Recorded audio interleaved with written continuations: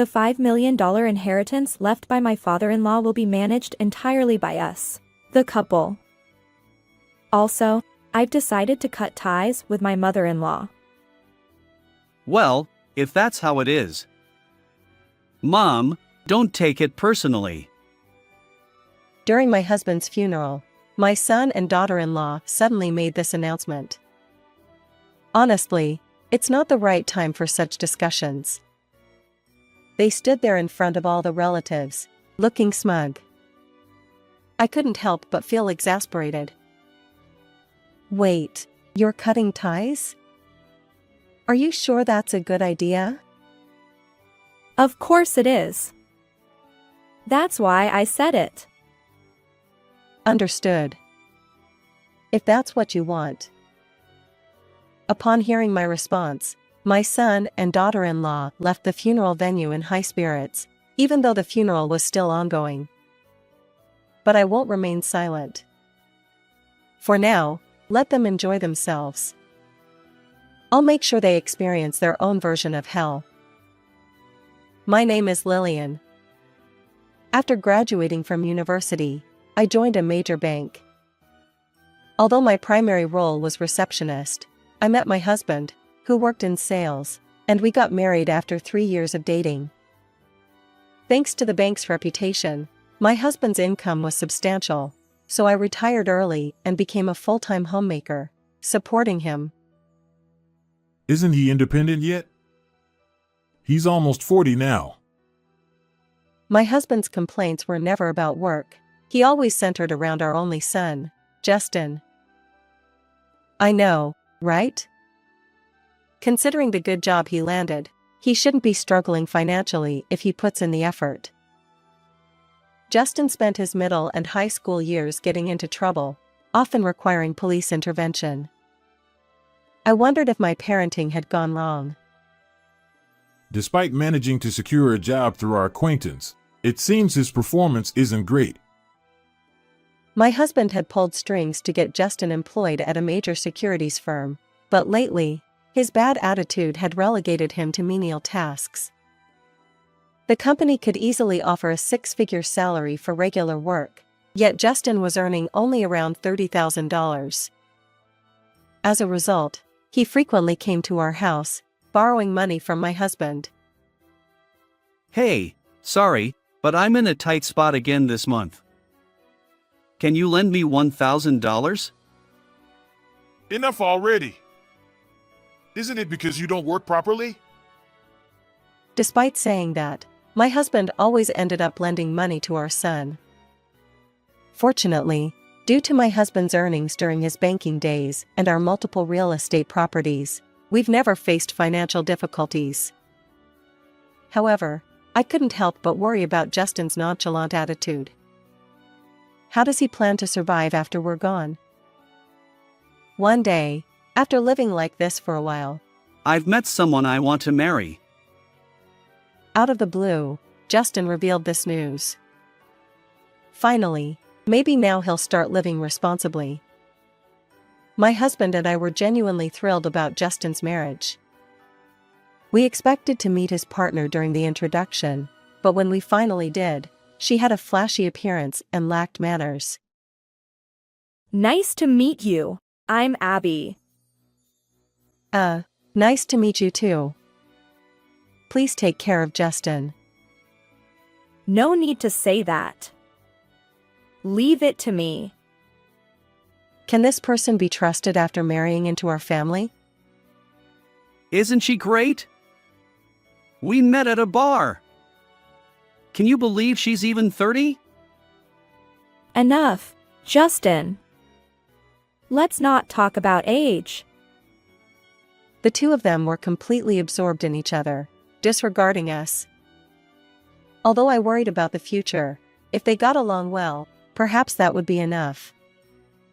Eventually, that's what I decided. They promptly registered their marriage. However, they couldn't afford a wedding ceremony, so they planned to save up before having one. At least now, Justin wouldn't keep asking for money. Or so I thought, until... We're expecting a child. A month later, Justin and Abby came to our house and dropped that bombshell. Having a grandchild is a joyous occasion, but I couldn't shake my anxiety about more financial requests. Unfortunately, my fears were soon confirmed. Lately, he's been asking for money again, saying it's for the child. What? He claims the child will need money, and I can't refuse when he brings up the baby. Oh, no. It seems Justin's behavior won't change even after marriage. But perhaps becoming a parent will transform him. My husband and I continued to endure, hoping for the best. As time passed, Abby gave birth to a baby boy. I wanted to show him to Mom and Dad. Here he is, your first grandchild. Isn't he adorable? Let's make sure your parents dote on him too. Certainly, a grandchild is adorable, but Justin and Abby seemed to view us as their personal ATM. Every time they opened their mouths, it was about expensive diapers or high milk costs, always revolving around money. If you tell Mom and Dad, they'll buy whatever you want. When you grow up, you'll get all sorts of things. Justin was saying this to the child. While we wanted to provide assistance when possible, we couldn't keep giving money every time. Besides, my husband retired last month, and we need to save for our own retirement. I understand your feelings. When Justin was born, I remember the financial strain. But now that your father has retired, and we have our own future to consider, perhaps providing support within reason is a good approach. As I addressed Justin and Abby, Abby's expression turned visibly sour. She then glared at me and retorted, You do have money, right? Don't you find your grandchild adorable? I'm not asking for tens of thousands of dollars, so what's the problem? But my husband has been lending Justin around $1,000 every month. Can't you manage with that? That's a separate matter. Anyway, please take proper care of this child. Exactly. Listen to Abby. Oh, by the way, make sure you write in your will that you'll leave the entire inheritance to us. Mom and Dad aren't getting any younger. What are you talking about? Haven't you received enough money from us? It's never enough. Well, that's how it is. Take care. Although my husband retired, he still owns assets, around $50,000 from real estate and savings. But if we let those two run rampant, who knows how much they'll take? We need to address this soon. After Justin and Abby left, I pondered how to handle the situation. Perhaps sensing my anxiety, Don't worry. We won't let them inherit the estate. his words brought some relief. The next morning, I woke up early. My husband usually enjoyed coffee and read the newspaper in the living room, but he wasn't there. Was he tired? Well, I'd better wake him up. I headed upstairs to our bedroom and entered, calling out, Hey, it's unusual for you to still be asleep today. Huh? In the bedroom, my husband lay there, his face pale and unmoving. What's wrong? Wake up! As I touched my husband's body, it felt cold. At that moment, I knew he had passed away, but I didn't want to believe it. I hurriedly called an ambulance and had him taken to the hospital. Please, let this be a joke. In the ambulance, I kept praying, but upon arriving at the hospital, the doctor pronounced him dead. The cause was acute cerebral infarction, stroke. I don't remember much about how I got back home afterward. There was no time to grieve. I had to coordinate with the funeral company and set the date for the service. And then came the day of the funeral. My husband, who had been well liked during his banking days, had many attendees. As the funeral progressed, when it was time for me, as the chief mourner, to give my closing remarks, Justin and Abby suddenly stood up, took the microphone from me, and began speaking. Well, can you all hear me? Since there are many relatives here, we have an announcement to make. What? An announcement? This isn't the right time for that. Wait a minute. What are you saying without permission? Shut up. We'll be done soon. Justin handed the microphone to Abby. She took out a piece of paper from her bag. Can everyone see this paper? It's the will his father left behind. Let me read it. All my assets are to be inherited by my son, Justin, and his wife, Abby. So, we'll be inheriting the entire $5 million estate. Neither I nor the other relatives fully comprehended what was happening. My husband writing such a thing on his own was unimaginable.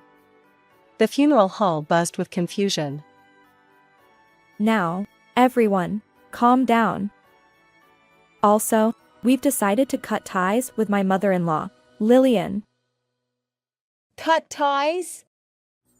Between the inheritance talk and this, what is she getting so excited about? Cut ties? Are you serious? Is that really okay? I'm dead serious. Besides, I heard from my father-in-law himself that you'd been freely spending the money he worked hard to earn. I don't want any further relationship with someone like that, and I certainly won't let you inherit anything. I've never done anything like this before. To lie and try to take away our money. Fine then. If that's what you want, I'll grant your wish and cut ties. Very well then. I understand. I'll cut ties with you. Additionally, I renounce my inheritance entirely. You can have the house too. Is that acceptable? My declaration caused further commotion among the relatives. However, my anger had reached its peak, and I hardly noticed their reactions. Hey! Did you hear that, Abby? Now we can live freely without any constraints. Maybe we'll start with a trip abroad. Justin and Abby left the funeral hall, celebrating and reveling. But their joy would be short-lived. I'll make sure to show them hell. Aside from Justin and Abby's disruption, the funeral proceeded without incident. When I returned home and began packing to leave, Justin stopped me. Mom, don't bother coming back. Well, of course, that's my intention. And you too, please stop relying on me. We won't need to. You're penniless and no longer useful. Abby, right? Exactly. Since we were after my father-in-law's inheritance from the start, we don't need you around. These two really underestimate me. Talking to them infuriates me beyond measure. Ignoring them, I continued packing my belongings in my room and my husband's room. As I did, I noticed an envelope in one of the desk drawers. What's this? Upon opening the envelope, I found my husband's handwriting, a will. What on earth does this mean? I wondered. Nevertheless, I decided to keep it safe and put it in my bag. Since we probably won't meet again, I said as I confidently left the house. However, I had nowhere to go. I couldn't keep living in hotels forever.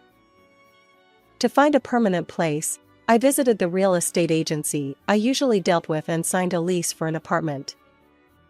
A week later, I transitioned from hotel living to apartment life. The room was smaller and far from luxurious, but the rent was affordable for a single person. Well, it's almost the end of the month, so I wonder if those people are making a fuss. As I relaxed in my apartment, Justin's expected call came. Despite all their bluster, they still managed to call me. Reluctantly, I answered the phone. Hello? Even though we've cut ties, you're still calling. So, what do you want? Why is my money suddenly disappearing like this? You did something, didn't you? What are you talking about? I haven't done anything. Don't play dumb. Thousands of dollars were suddenly withdrawn, and my account is empty. Where are you now? Come explain. Justin yelled at me and abruptly hung up. How clueless can he be? Sure, my husband owned a lot of real estate, but did he think it was all cash? Well, I might as well tell those two the truth. I left the apartment and headed back to our original home. Hey, come on up. When I arrived at the house and rang the intercom, Justin, with an unfriendly expression, answered. Before entering the house, I noticed a luxury car parked in the garage. Are they really wasting money like this? I was thoroughly exasperated.